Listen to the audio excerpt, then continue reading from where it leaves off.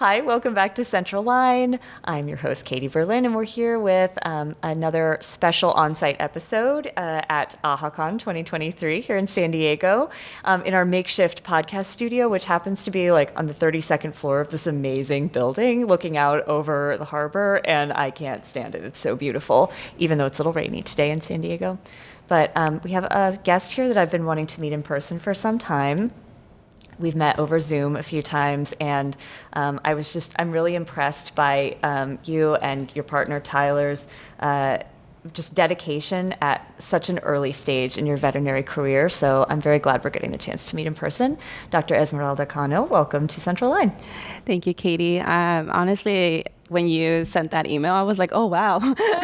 I was like, this is an important person. Yeah, I'm not an important person. No, I'm not an important person. But I think you are doing really important things. And you and Dr. Tyler Primavera have started a small business. Yeah. Can you talk a little bit about that? Yeah. So Vetspacito, it's the best name. I just have to say that again. Vetspacito is the best name. I can't get it out of my head. This is all Tyler. Tyler has been really the main spear in really leading Vetspacito to where it's at right now. Currently, Vetspacito's goal is to really bridge that gap in language barrier. We're focusing on the Spanish-speaking community. Our goal is to really have resources for vet med professionals. This includes staff, CSRs, receptionists, technicians, assistants, and our veterinarians like myself.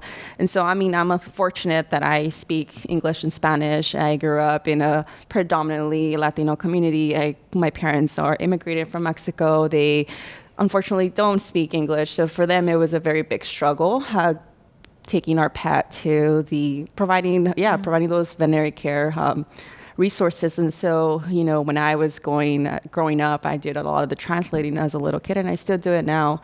And so, sometimes what we see often is that we have either family members, children translating in the rooms, and we're hoping that, they're able to translate big medical terminologies, like from veterinarian to the child to the parents. And so sometimes that's a very difficult job as a 12-year-old, even sometimes younger. And so what we're trying to do is we have these educational videos. It's a package that includes primarily general practice, dentistry, heartworm prevention, vaccines, microchipping, everything that has to do with general practice, because we really want to.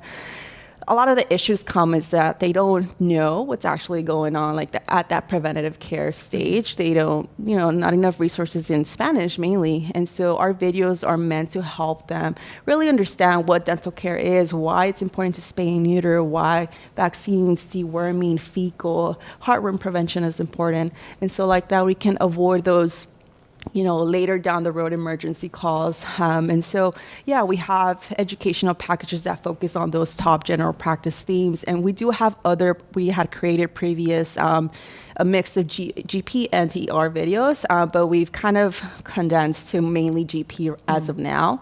But we still have those other ER videos in our packages, as well as free brochures that you can visit our website for. They're very colorful and beautiful that we worked very hard on. So I hope that it's helpful when they're free. And we actually also have an intake form that is both in English and Spanish for people to utilize in their hospitals, because sometimes, we're having them fill these things out and they don't really know what to write down. And, they do have that, basic knowledge. So I think it's important that we really try to educate our community, especially if you're, one of those veterinary professionals that's working in these communities. It's so important to have that staff. And even if you don't know Spanish, you can always have supporting staff that can be able to do those translation services for you. It's just so important for them to be able to come in, feel like they can connect with the people that they're going to the vet with. Yeah.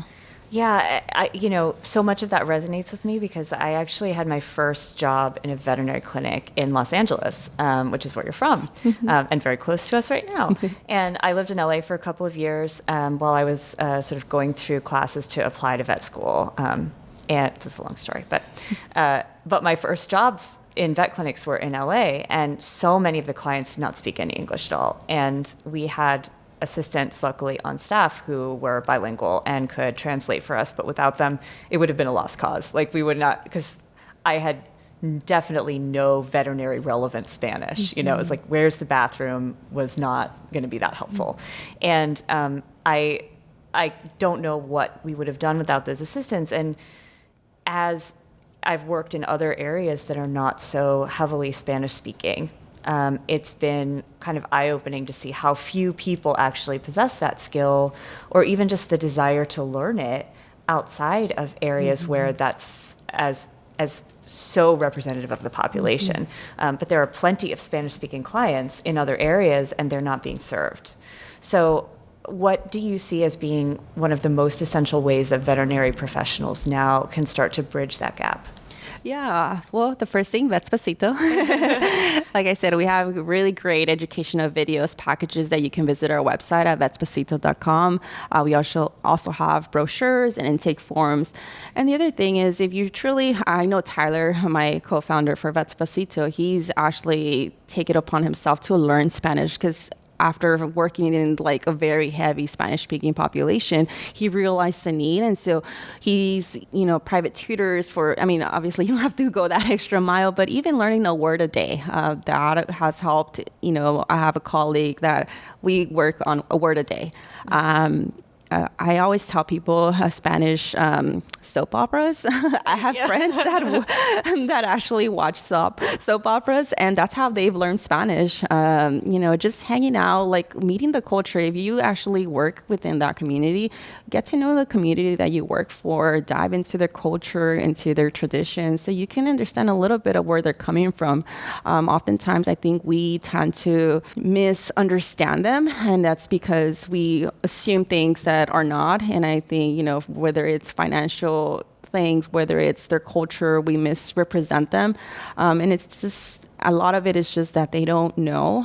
They weren't provided these resources like we were. My family had to come to this country to provide me a better education, and that really set the foundation for me. And so oftentimes they didn't realize that, dogs needed vaccines. And so through my childhood, I demonstrated to my parents that, taking care of an animal, it's way different than what they were used to. And so I was able to teach them that great lesson. And so that's, as veterinarians, that's what we can do. We can teach them great lessons so they can teach their children and so forth, increase the education within the community, as well as hiring veterinary staff that if we don't have veterinarians that speak Spanish, have veterinary staff, like we mentioned, the staff is a tremendous, they spearhead everything in clinics that lack veterinarians that speak Spanish. I used to work as a vet assistant before becoming a vet for 3 years, and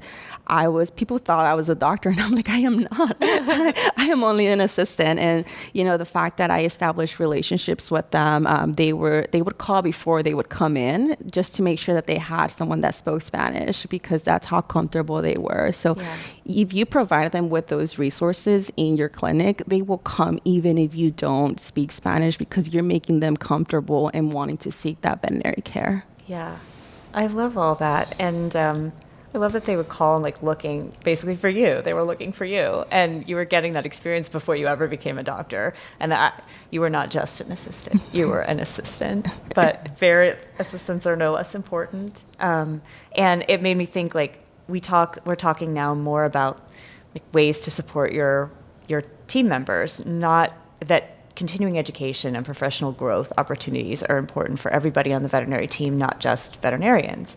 And this would be a great way if you have a team member who really wants to spearhead this but isn't fluent in another language, who could maybe then take it upon themselves to learn enough to communicate with clients that speak that language. So if you live in an area that's heavily, Spanish speaking or Korean speaking or whatever, how can you serve that population better? It doesn't have to be you.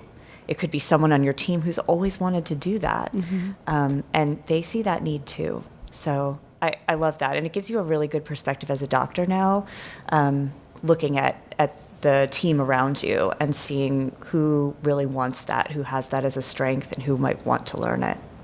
Yeah, absolutely. I recently started doing some relief work at a nonprofit, and I've realized they were really excited to bring me in for even if just a couple of days a month to really hey, we're going to have a Spanish speaking doctor. They were just because it is in the main and South Central, really heavily Spanish speaking community. And like the technicians were like, oh, wow, I don't have to go in there and like translate for you. Yeah. So it really does. It's a big impact within that community. And just to know that I always go in there and sometimes they're already speaking to me in Spanish before I even like start introducing myself. So it's like they know and they're comfortable just talking to me and, expressing their concerns. And sometimes they don't let me go out of their room.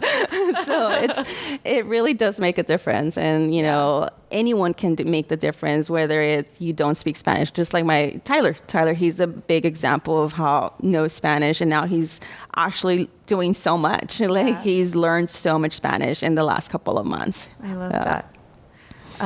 So question for you. We're talking a lot about team members, like non-veterinarian team members, and Veterinary Technician Week. This is probably going to come out after Veterinary Technician Week is over, but it's on my mind and on the minds of a lot of people here because we're recording this in late September, and so Vet Tech Week is coming up. And really, October is like a whole month of celebrating veterinary technicians at AHA because we have the first technician utilization guidelines coming out in October, and plus vet techs deserve to be celebrated. Right. So I was wondering if you had a shout out to a vet tech in particular or to a group of vet techs who have really helped you in your journey so far. Yeah, absolutely. My Overland Vet Clinic team, they've been wonderful. The technicians, Lisa, Nira, Darlene, my CSRs, Helen, Maggie, y'all have been super helpful in just my transition and walking me into like the hospital, the community there. I don't know how I would do it into like my cat friend technicians, cat friendly, and Michaela and Sam, like y'all really helped me and really, empower me to continue to educate on like feline better handling and better practices because our feline friends need it. Exactly. But yeah, it's just, I really want to give a huge shout out to everybody else at the Overland team, all of our technicians. Everyone has done an exceptional job in really guiding me as like a new recent grad. I've had the pleasure to just continue to grow my skills because of them. This AHA podcast is brought to you by Care Credit. Care Credit understands that all veterinary teams are busier than ever. To help patients get the care they need, the Care Credit Health and Pet Care Credit Card allows clients to access a budget-friendly financing experience anytime, from anywhere on their own smart device. They can learn, see if they pre-qualify, apply, and even pay if approved, all on that smart device. With just a tap, they have a friendly, contactless way to pay over time for the services and treatments their pet needs, whether it be a general, referring, or specialty hospital, as long as they accept the Care Credit credit card. Fantastic. I think if you asked me to write down like who has taught me the most in my veterinary career, it definitely would not be veterinarians. It would be the technicians, and not just about medicine and patient care. So much patient care. Like, oh my gosh, so much patient care. But also just how to relate to people and how people on the team need and deserve to be treated. I feel like you have a really good appreciation for that so early in your career, and I think that's wonderful. And it's going to help your mission at Vetspacito too, because the skills that you're describing are going to help everybody do a better job at whatever it is their role is in the clinic. So thank you for being so passionate about that and knowing that right off the bat, like coming out of school, gangbusters, like going for it. It makes me feel really hopeful. Oh, thank you, Katie. I appreciate it. It's, I'm very passionate about just bridging this language barrier gap. I'm very passionate about diversity and inclusion. It's, especially as a person of color, I struggled to get here. And so all of this really motivates me and impacts me. Thank you. Yeah. Thank you for sharing that. And I hope we'll get to see a lot more of you. I think we will. You were just helping at the Blend Vet event today. The Shout out to Blend Vet. Yes, they're amazing. So Blend Vet can always use volunteers for the Pathway event. So We will post a link to them in the show notes also. I've linked to them many times because I love them so much. AHA's been an early supporter of Blend Vet, so we just can't get enough of them, and they need all the help they can get. So Yes. thank you for helping out today. And thank you so much for coming by. Yeah. You're wonderful, and I can't wait to talk to you again. And thanks to all of you for watching and listening. We'll catch you next time on Central Line.